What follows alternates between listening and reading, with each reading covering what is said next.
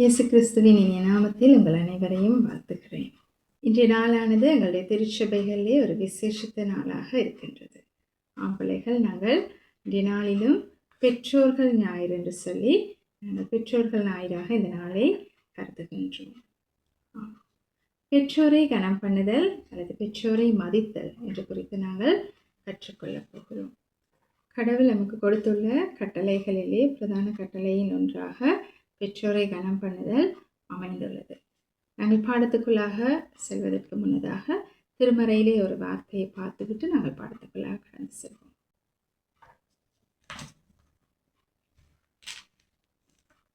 யாத்ராகமம் 20ஆம் அதிகாரம் 12ஆம் வசனம். உன் தேவனாகிய கர்த்தர் உனக்கு கொடுக்கிற தேசத்திலே உன் நாட்கள் நீடித்திருப்பதற்கு உன் தகப்பனையும் உன் தாயையும் கனம் பண்ணுவாயாக. கனம் பண்ணுதல் அல்லது மதித்தல் என்று சொன்னால் என்ன பிள்ளைகள்? அன்பு செய்தல், மரியாதை செலுத்துதல், கீழ்ப்படிதல், உதவி செய்தல், இவை எல்லாமே கனம் பண்ணுதலுக்குள்ளாக அடங்குகின்றது. சரி, இந்த நேரத்திலே நான் ஒரு சிறிய கதையை உங்களுக்கு சொல்ல போகின்றேன்.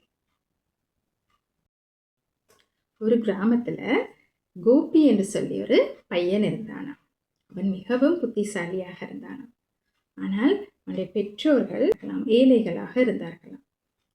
ஆனாலும் அவர்கள் நினைத்தார்களாம் தன்னுடைய மகன் நல்ல படித்து நல்ல ஒரு பெரிய ஸ்தானத்தில் வரணும் என்று சொல்லி மிகவும் கஷ்டப்பட்டு அவனை படிக்க வச்சாங்களாம். இப்படி இருக்கின்ற வேலையில் அவன் நல்லா படித்து பெரியவனாகி நல்ல ஒரு வேலையும் கிடைச்சதான்.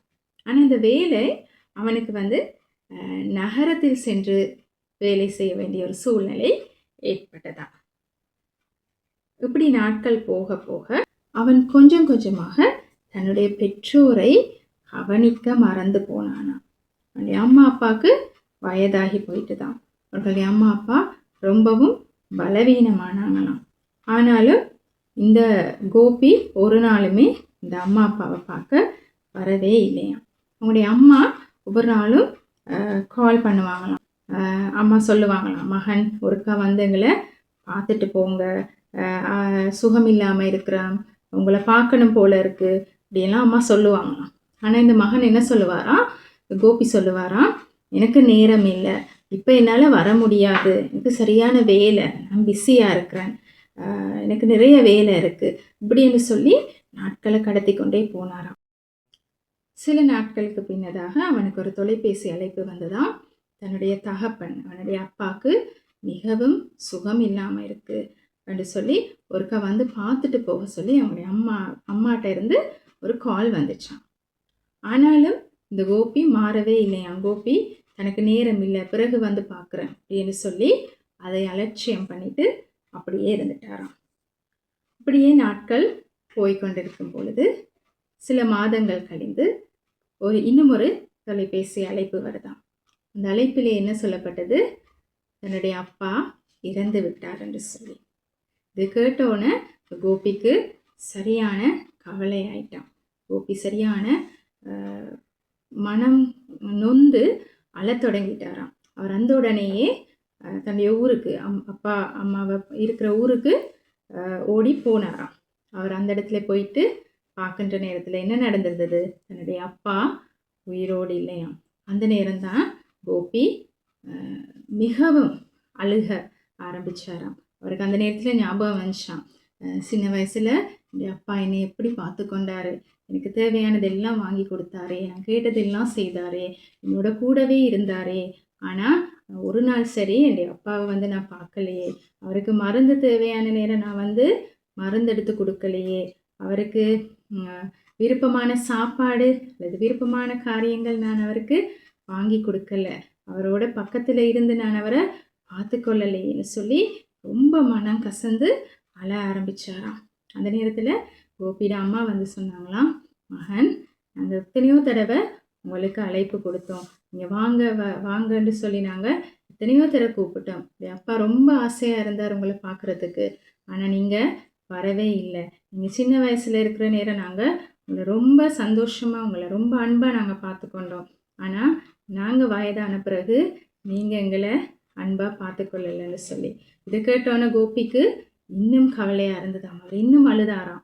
அந்த நேரத்தில் அவருக்கு உணர்த்தப்பட்டுச்சாம். அவர் உணர்ந்து கொண்டாராம், உங்களுடைய பெற்றோர் உயிரோடு இருக்கின்ற நேரத்திலே நாங்கள் அவர்களை மதிக்க பழக வேண்டும். அவர்கள் அருகிலே இருந்து நாங்கள் அவர்களுக்கு தேவையானதையெல்லாம் செய்ய வேண்டும், அவர்களை பார்த்து கொள்ள வேண்டும் அப்படின்னு சொல்லி அவர் அந்த நேரத்திலே உணர்ந்தாராம். ஆம் பிள்ளைகள், இந்த கதையில் இருந்து நாங்கள் கற்றுக்கொள்வது என்னென்று சொன்னால், எங்களுடைய பெற்றோரை நாங்கள் எப்பொழுதும் மதிக்க வேண்டும், எங்களுடைய பெற்றோரை நாங்கள் நேசிக்க வேண்டும். சிறு வயதிலிருந்து எங்களை பாதுகாத்து எங்களை அன்பு செய்து எங்களுக்கு தேவையான எல்லாவற்றையும் பார்த்து பார்த்து செய்கின்ற எங்களுடைய பெற்றோரை நாங்கள் கனம் பண்ண வேணும். அதே நேரத்திலே அவர்களுக்கு தேவைகள் இருக்கின்ற வேளையிலே அவர்களுடைய தேவைகளை நாங்கள் அவர்களுடைய அருகிலிருந்து பூர்த்தி செய்ய வேண்டும். சில வேளையிலே அந்த கோபியை போல சந்தர்ப்பம் இருக்கின்ற வேளையிலே நாங்கள் அவர்களுக்கு உதவி செய்யாமல், அவர்கள் உயிரோடு இல்லாத நேரத்திலே நாங்கள் அநேக பிள்ளைகள் இந்த நாட்களிலே அப்படியாக என்னுடைய தகப்பனுக்கு என்னுடைய தாய்க்கு எதுவுமே என்னால் செய்ய முடியாமல் போனது என்று சொல்லி மனம் வருதுகிற பிள்ளைகளையும் நாங்கள் பார்க்கின்றோம். ஆகவே நாங்கள் அவர்கள் உயிரோடு இருக்கின்ற வேளையிலே எப்பொழுதும் நாங்கள் அவர்களை கனம் பண்ண பழக வேண்டும். அது மாத்திரமல்ல பிள்ளைகள், சில வேளைகளிலே நீங்கள் உங்களுடைய பெற்றோர் அல்லது யாராவது பாதுகாவலர்களோடு நீங்கள் வசித்து வரலாம், அல்லது விடுதிகளிலே, ஹாஸ்டல் அல்லது சிறுவர் இல்லங்களிலே கூட நீங்கள் வாழ்கின்றவர்களாக இருக்கலாம். நீங்கள் எந்த இடத்துல இருந்தாலும் அந்த இடத்துல உங்களுடைய பெற்றோரின் ஸ்தானத்தில் இருந்து உங்களை பாதுகாக்கின்றவர்களை நீங்கள் கனம் பண்ண பழக வேண்டும். நீங்கள் அவர்களுக்கு மரியாதை செலுத்த வேண்டும். அது மாத்திரமல்லாமல் சில வேளைகளிலே உங்களுடைய பெற்றோர் இந்த உலகத்திலே இல்லாமல் இருக்கலாம். அப்படி இல்லை என்று சொன்னால் ஏதாவது ஒரு காரணத்தினூடாக உங்களுடைய பெற்றோர் உங்களை விட்டு பிரிந்து வாழ்கின்றவர்களாக இருக்கலாம். எந்த சூழ்நிலையிலே உங்களுடைய பெற்றோர் இருந்தாலும், எப்படிப்பட்டவர்களாக இருந்தாலும் அவர்களை நேசிக்க வேண்டியதும் அவர்களை கனம் பண்ண வேண்டியதும் உங்களுடைய கடமையாக இருக்கிறது.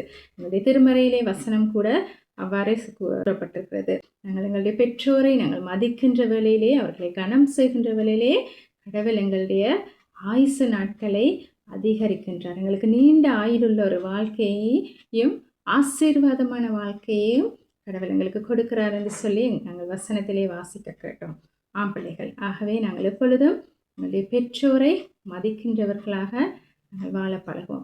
அதே நேரத்திலே நாங்கள் இன்னும் ஒரு உதாரணத்தை பார்க்கலாம். இயேசு கிறிஸ்துவை நாங்கள் உதாரணமாக எடுத்து பார்த்தோம் என்று சொன்னால், அவர் கூட தன்னுடைய பெற்றோருக்கு, அவருடைய சிறு வயதிலே பெற்றோருக்கு கீழ்ப்படிந்த ஒரு மகனாக வாழ்ந்து வந்தார். அவர் தன்னுடைய தகப்பனாருடைய தொழிலிலே தகப்பனுக்கு கூடவே இருந்து எல்லா உதவிகளையும் செய்தார். சிறு வயதிலே மாத்திரமல்ல, அவர் வளர்ந்து பெரியவரான பொழுதும் அவருடைய மரண தருவாயிலே, அவர் அந்த சிலுவை அண்டையிலே பாடுகளை அனுபவிக்கின்ற வேளையிலே கூட தன்னுடைய தாயாரை மறக்காமல், தன்னுடைய தாயார் தனித்து விடக்கூடாது என்று சொல்லி அவர் தன்னுடைய தாயை தன்னுடைய நண்பரிடம் ஒப்பு கொடுத்து விட்டு போகிறதை நாங்கள் காண்கின்றோம். பிள்ளைகளே, இது எங்களுக்கு ஒரு பெரிய ஒரு உதாரணமாக இருக்கிறது. ஆகவே நாங்களும் எப்பொழுதும் எந்த சூழ்நிலையிலையும் எங்களுடைய பெற்றோரை நாங்கள் கனம் பண்ணவும், பெற்றோரை நேசிக்கவும் நாங்கள் பழக வேண்டும். சில வேளைகளிலே நாங்கள் இந்த கோபியை போல நாங்களும் எங்களுடைய பெற்றோரை அலட்சியம் செய்கின்றவர்களாய், அல்லது அவர்களை ஒதுக்கி வைக்கிறவர்களாய், அல்லது மற்றைய எங்களுடைய நண்பர்களுடைய பெற்றோரோடு நாங்கள் ஒப்பிட்டு எங்களுடைய பெற்றோரை நாங்கள் தாழ்த்தி பேசுகிறவர்களாயும் இருந்திருக்கலாம். நாங்கள் அப்படி செய்யாமல் அவர்களை நாங்கள் நேசிக்கவும் அவர்களுக்கு மரியாதை செலுத்தவும் நாங்கள் பழக வேண்டும். நாங்கள் ஜெபம் செய்வோம். எங்களை அதிகமாக நேசிக்கின்ற நல்ல பிதாவே, இந்த நேரத்துக்காக நன்றி செலுத்துகிறோம். விசேஷ விதமாக நீர் கொடுத்திருக்கிறதான் இந்த பெற்றோர் ஞாயிறுக்காக நமக்கு நன்றி என்று செலுத்துகிறோம். கர்த்தாவே, நீர் எங்களுக்கு பெற்றோராக கொடுத்திருக்கிறதான அம்மா அப்பாக்காக நன்றி செலுத்துகிறோம்.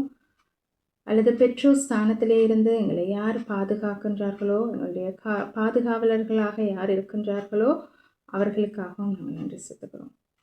பிதாவே, நாங்கள் கற்றுக்கொண்டதை போல எங்களுடைய பெற்றோரை நாங்கள் எப்பொழுதும் கனம் பண்ணவும், நாங்கள் அவர்களை நேசிக்கவும், அவர்களுக்கு உதவி செய்யவும் ஏற்றதான மனதை நீர் எங்களுக்கு தரும்படியாக நாங்கள் மன்றாடுகிறோம். மீதியான வேலை நீங்கள் பொறுப்படுங்க, பாதுகாத்து வளர்த்துங்க. இயேசுவின் நாமத்தில்.